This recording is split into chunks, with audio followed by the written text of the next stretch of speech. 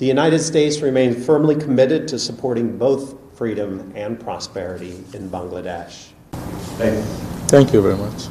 মঙ্গলবার রাজধানীর একটি হোটেলে মার্কিন দূতাবাস আয়োজিত আটলান্টিক কাউন্সিলের প্রতিবেদন প্রকাশ অনুষ্ঠানে উঠে আসে স্বাধীনতা এবং সমৃদ্ধির সঙ্গে অর্থনৈতিক উন্নয়নের সম্পর্ক। এ সময় রাষ্ট্রদূত পিটার হাস বলেন, মার্কিন যুক্তরাষ্ট্র স্বাধীনতা এবং সমৃদ্ধির বিষয়ে প্রতিশ্রুতিবদ্ধ।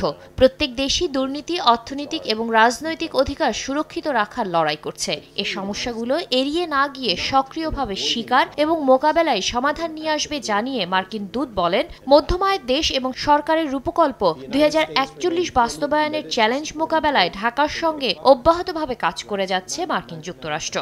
The United States remains firmly committed to supporting both freedom and prosperity in Bangladesh.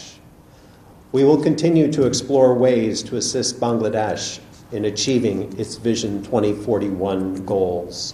বিকাশে কম খরচে ক্যাশ আউটের লিমিট বেড়ে 50,000, প্রিয় এজেন্টও 2টা।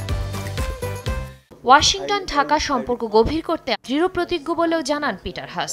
We continue to say that we are willing to go as fast and as far as Bangladesh is in deepening our relationship.